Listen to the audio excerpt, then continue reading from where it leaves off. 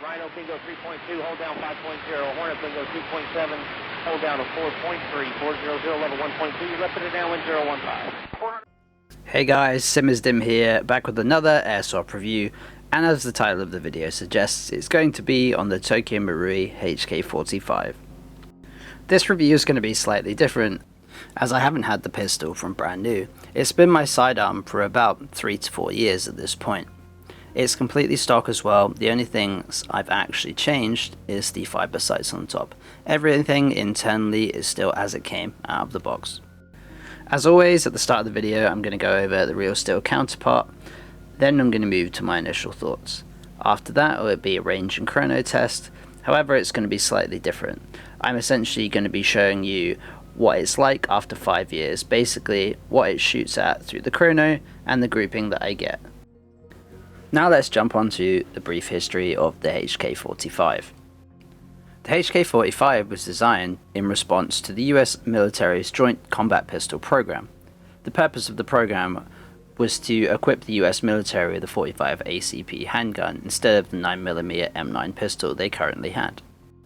Essentially, the HK45 is an evolution of the USP pistol. It has a lot of the same controls and functionality, however it's just been designed to be more modern and ergonomic.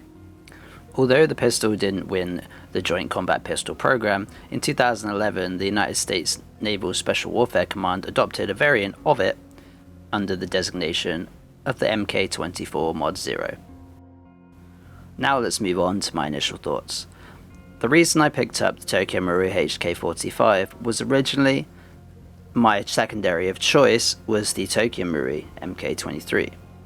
Although a fantastic pistol, it didn't suit my playstyle, which was more pushing up in urban and CQB environments, like you can see in the background footage. At the time I wanted a new pistol. Most of my teammates in the team I play in all had the Tokyo Marui HK45, so that was obviously a good sign. They all were using them and they all enjoyed them. Before buying, I got to try one out. I used one of my teammates' ones in a CQB game day, and I realized instantly how much I enjoyed it. I'm a left-handed shooter, so it's nice to have something that's very, very ambidextrous. It has an ambidextrous magazine release and slide release. Ergonomically, it just felt great. It fits really nicely in my hands. I have medium-sized hands, and I didn't have to change anything. With a new one, you will get different back straps as well. However, when I bought mine, I didn't get any. I picked mine up second-hand in a barely used condition, so when I took it to my first game day, it shot really well, and it was nice and crisp. It being a Tokyo Marui pistol, it's primarily polymer, but with metal parts also, such as the trigger and the hammer. However, it's Tokyo Marui, so the quality out of the box is normally fantastic, and the HK45 is no exception to that rule. It's probably one of the sturdiest sidearms I've ever used. I've fallen down the side of a quarry, scraping it along the way, and it's barely damaged. And recently, it flew out of a holster when I was running full speed, hit the ground, totally fine, just a few scuffs. That's my initial thoughts of the HK45. Now let's move on to a basic shooting test and chrono test. The footage is zoomed in a little bit, I apologise for that, but the small white target is what I'm aiming at. I'll show you a picture of the target after.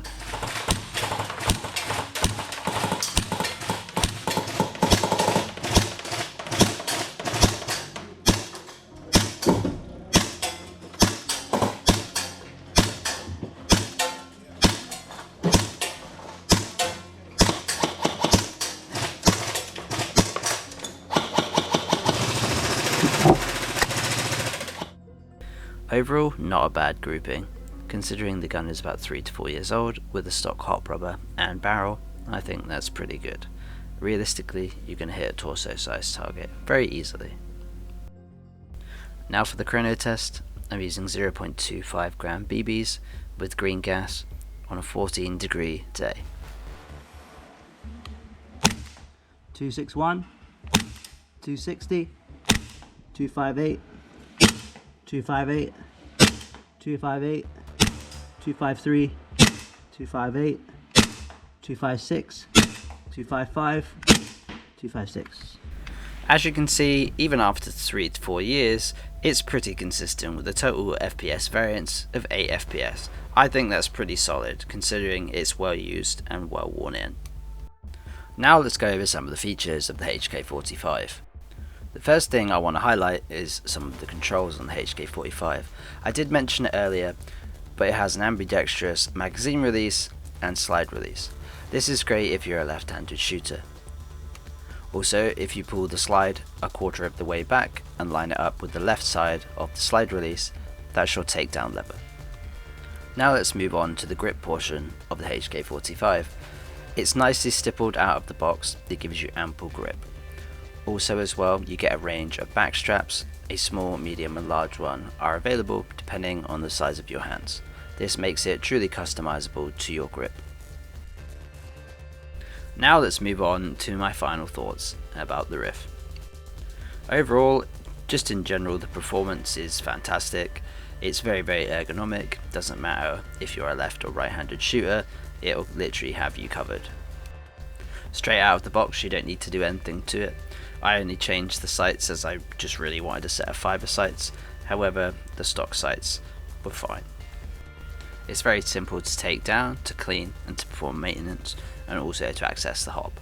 The hop is very responsive and holds firm. Overall, it's just a great pistol that I recommend to anyone. If you're into HK firearms, this is definitely one you need to get for your collection, and one I will always recommend. Now it's that part of the video where I give whatever I'm reviewing my rating out of 10. Overall, the HK45 has been nothing but reliable, robust, and just generally fun to use. So, with that said, I'm going to give the Tokyo Marui HK45 a solid 10 pews out of 10. I definitely have a soft spot for this pistol, and I really can't think of any cons, as I've just had such a fun time using it. That's it for the review, guys. I just wanted to share my thoughts and opinions on the HK45, and it definitely deserved a review. Let me know what you think in the comments. As always, guys, your opinions and thoughts mean a lot to me, and it helps me and the channel grow. This is Dim, and I'll see you in the next one.